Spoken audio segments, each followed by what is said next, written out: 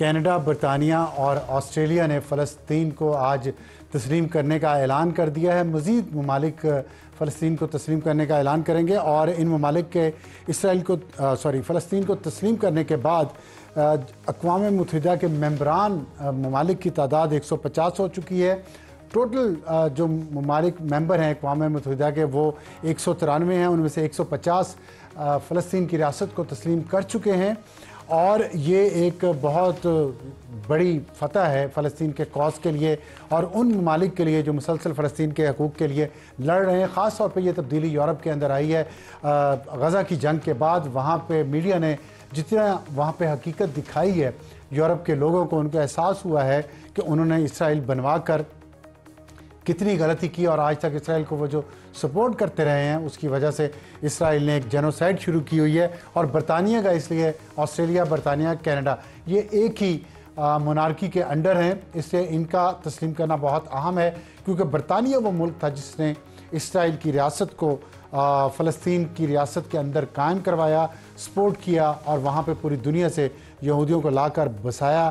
زائنسٹ ممبر تھے، ان کے کہنے پہ بیلفور ایکٹ بہت مشہور ہے 1917 کا، اس کے ذریعے بیلفور ڈیکلیریشن کے ذریعے اسرائیل کو بنانے کی جو منظوری دی گئی تھی۔ تو اس لیے دیکھتے ہیں آنے والے دنوں میں مزید کتنے ممالک اس میں شامل ہوتے ہیں۔ کل نیو یارک میں ایک کانفرنس بھی ہو رہی ہے جس کو فرانس اور سعودی عربیہ نے مشترکہ طور پر آرگنائز کیا ہے، جس میں وہ تمام ممالک جنہوں نے فلسطین کو تسلیم کر لیا ایک الگ ریاست کے طور پہ وہ بھی شرکت کریں گے، اور اس میں مزید پیش رفت ہونے کی امید ہے۔ تو فلسطینیوں کی قربانیاں رنگ لا رہی ہیں۔ دوسری اہم خبر ہے باگرام ایئر بیس کا تنازع کھڑا ہو گیا ہے۔ افغانستان کے اندر یہ ایئر بیس بہت بڑی ہے اور امریکہ کی دنیا میں جتنی بھی ایئر بیسز ہیں ان میں سب سے بڑی یہ ہے، اور یہ انہوں نے یہاں پہ بنائی تھی، لیکن جب 2021 میں امریکی فوجوں کا یہاں سے انخلا ہوا تو یہ باگرام بیس اور اس پہ جتنے بھی ہتھیار تھے، جتنے طیارے تھے، ہیلی کاپٹر تھے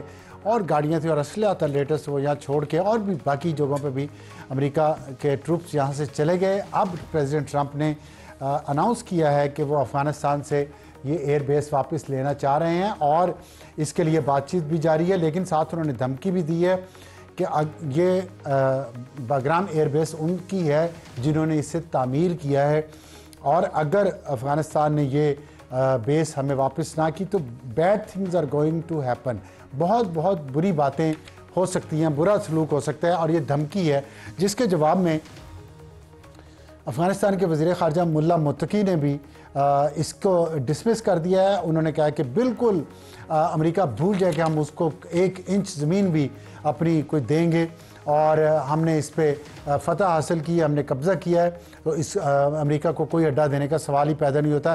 اس کے ساتھ ساتھ وہاں کے جو آرمڈ فورسز کے چیف ہیں انہوں نے بھی یہ بات کہی ہے کہ باگرام ایئر بیس امریکہ کو نہیں دی جائے گی، اور اس میں امریکہ کی غلط فہمی ہے، جس چیز پہ جس افغانستان کی 1 انچ پہ افغان لوگوں کا، افغان عوام کا حق ہے۔ اور یہ بات فصیح الدین فطرت نے ایئر فورس یونیورسٹی میں ٹریننگ کورس کے موقع کے اختتام پر کی، اور انہوں نے کہا کہ ٹرمپ ایڈمنسٹریشن کی جو یہ بیانات ہیں یہ خالی بڑکے ہیں اور ہماری کوئی بات چیت نہیں ہو رہی، لیکن جاننے والے لوگ کہہ رہے ہیں کہ بات چیت تو ہو رہی تھی اور جھگڑا پیسوں کا ہے۔ جتنے پیسے افغان طالبان کی حکومت امریکہ سے مانگ رہی ہے، امریکہ اتنے دینا نہیں چاہتا، امریکہ اس سے کم دینا چاہتا ہے، اور اگر امریکی پیسے کی بات کرے تو افغان طالبان حکومت کو امریکہ مسلسل پیسے دے رہا ہے جب سے یہ آئی ہے، اور وہ پیسوں کو اناؤنس نہیں کیا گیا، خفیہ طور پہ آ رہے ہیں خاموشی سے۔ تو پیسہ بہت بڑی طاقت ہے، دیکھنا یہ ہے کہ وہ پیسہ کیا اب یہاں بھی اپنا کام پورا کر سکے گا یا نہیں۔ لیکن اس کی جو وجہ بتائیے پریزیڈنٹ ٹرمپ نے، اس کی وجہ سے اس خطے میں خطرے کی گھنٹیاں بج گئی ہیں۔ پریزیڈنٹ ٹرمپ نے کہا ہے کہ باگرام ایئر بیس سے جو چین کی نیوکلیر انسٹالیشن ہیں وہ 1 گھنٹے کی ایئر ڈسٹنس پہ ہیں، بہت قریب ہیں، وہ ان پہ نظر رکھ سکتا ہے، ان کو تھریٹ کر سکتا ہے۔ اسی طرح روس کی جو نیوکلیر فیسلٹیز ہیں وہ بھی بگرام سے قریب ہے۔ لیکن ایک چیز جس کا ذکر نہیں ہو رہا اور جس کا ذکر ہم کرنا چاہتے ہیں کہ پاکستان کا جو سی پیک ہے اور جو گلگت ہے اور پاکستان کا واخان کی پٹی ہے وہ بھی باگرام کے بہت قریب ہے، اور چین کو اگر تشویش ہوگی تو ظاہر ہے پاکستان کو بھی تشویش ہوگی کہ امریکہ کے یہ مقاصد ہیں اس خطے میں واپس آنے کے، اس سے پاکستان کو کیا نفع یا نقصان ہو سکتا ہے۔ تو بہت ہی ایک والیٹائل سی سچویشن ہے جس کو بہت احتیاط سے دیکھنا پڑے گا۔ یہ ہے دونوں اہم خبریں، اور آج کے پروگرام کا تعارف ہماری آج کی ٹاپ سٹوری ہوگی اوورسیز پاکستانیوں کی سوچ میں کیا تبدیلی آ رہی ہے۔ کل پرائم منسٹر شہباز شریف نے لندن میں 1100 پاکستانی اوورسیز پاکستانی سے خطاب کیا، اور وہاں انہوں نے بہت تعریف کی ہے اوورسیز پاکستانیز کی، ان کا شکریہ ادا کیا ہے۔ یہ پہلا خطاب تھا ان کا پاکستان کی جو جنگ ہوئی ہے بھارت سے اور جیتی ہے وہاں پہ، اس کے بعد اور اس کے ساتھ جب اب سعودی عرب کے ساتھ جو دفاعی معاہدہ ہو اس کے بعد بہت پازیٹیولی وہاں پہ ان کے اس خطاب کو لیا گیا ہے۔ ہمیں جوائن کریں گے سید قمر رضا جو چیئرمین ہیں اوورسیز پاکستانیز فاؤنڈیشن کے، وہ ہمیں لندن سے جوائن کریں گے جو اس ایونٹ کے ہوسٹ تھے۔ اور ہمارا آج کا ہاٹ ایشو ہوگا آزاد جموں کشمیر میں احتجاج، 29 ستمبر کی اس اپیل کے پیچھے کیا را ہے یا کون ہے، اس پہ بات کریں گے ہم وزیر اعظم آزاد جموں کشمیر چودھری انوار الحق سے۔ شروع کرتے ہیں سید قمر رضا صاحب، السلام علیکم۔ یہ بتائیے گا کہ جو کل ایونٹ ہوا ہے 1100 کے قریب لوگ تھے، ہم نے دیکھا اس کی تقریر بھی ساری، آپ کے خیال میں یہ کامیاب ایونٹ تھا، اور اگر کامیاب تھا تو اس کی وجوہات کیا ہے کامیابی کی؟ دیکھیں جی، الحمدللہ پہلے تو آپ کا بہت شکریہ کہ آپ نے مجھے اپنے پروگرام میں لیا۔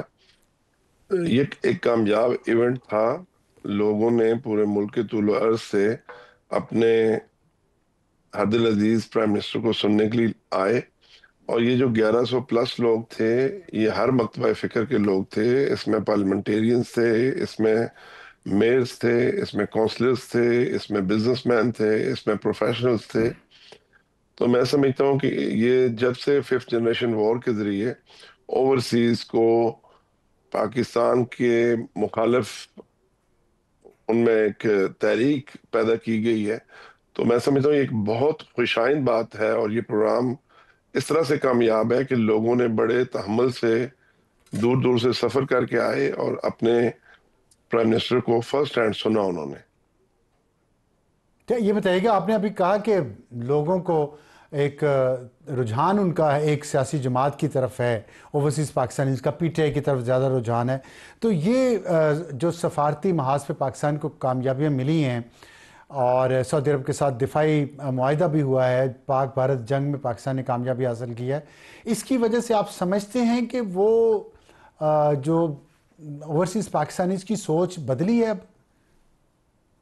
دیکھیں جی، جو اوورسیز پاکستانیز ہیں، پہلی بات تو یہ ہمیں پارٹیوں کی وابستگی سے بالاتر ہو کر چلنا ہے۔ ہم ملک سے باہر صرف پاکستانی ہیں، اور ساری سیاسی جماعتیں ہماری ہیں، اور اگر کوئی شرپسندی کر رہا تھا، کوئی اس طرف ان چیزوں کو لے جا رہا تھا، تو اس کے پیچھے جو پاکستان کی دشمن قوتیں ہیں ان کا ہاتھ ہے۔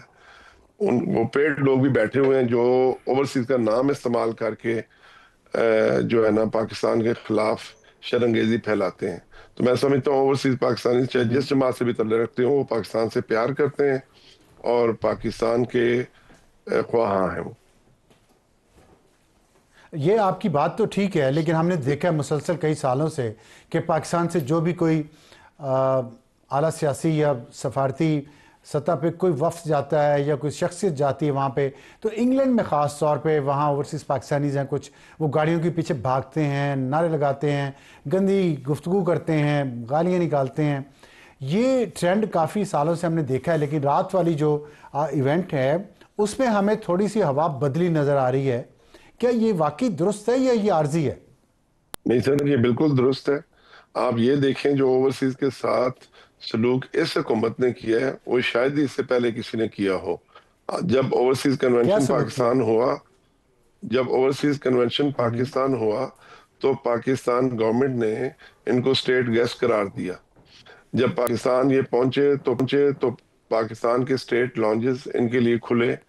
پرائم منسٹر ہاؤس میں first time in the history of Pakistan 1200 سے زیادہ اوورسیز پاکستانیوں کو پرائم منسٹر صاحب نے زورانہ دیا، فیلڈ مارشل صاحب نے ان کے آنر میں زورانہ دیا، ان کی بیٹھ کر باتیں سنی اور جو ان کے مسائل تھے وہ سنے، اور بعد میں اس کی یہ تو مہمان نوازی ہو گئی. ان مسائل پہ کوئی عملی اقدامات بھی ہوئے کہ نہیں ہوئے؟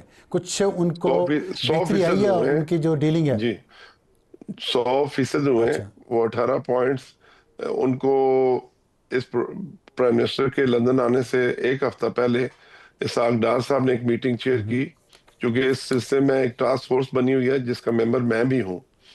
انہوں نے چیئر کی اور انہوں نے میک شور کیا کہ وہ جو اعلانات تھے وہ عملی طور پر ان کے نوٹیفکیشنز ہو چکے ہیں، وہ سب چیزیں افیکٹو ہیں. تو الحمدللہ اس میں 99% چیزیں جو ہیں وہ افیکٹو ہیں اور ان کے نوٹیفکیشن ہو چکے ہیں. اچھا، یہ سب سے بڑا مسئلہ کیا تھا اوورسیز پاکستانیز کا؟ دیکھیں جی، سب سے بڑا مسئلہ جو اوورسیز پاکستانیز کا ہے وہ ان کی جائیدادوں کا ہے، کہ جو وہ اپنی خون پسینے کی کمائی سے کوئی چیز بناتے ہیں یا ان کو ورثے میں کوئی چیز ملی ہے تو انہی کے رشتہ دار اس پہ قابض ہو جاتے ہیں، ان کو کورٹ لے جاتے ہیں، اور پاکستان کے صرف الون سول کورٹس میں دائیاں لگ جاتی ہیں اس مسئلے کو حل کرنے کے لیے، اس کیس کو حل کرنے کے لیے. تو یہ جو نئی لیجسلیشن ہوئی ہے اس گورنمنٹ کے اندر کہ جو اوورسیز پاکستانیز ہیں ان کے لیے اسپیشل کورٹس، اور وہ کورٹس جو ہیں ڈسٹرکٹ کورٹ اور ہائی کورٹ.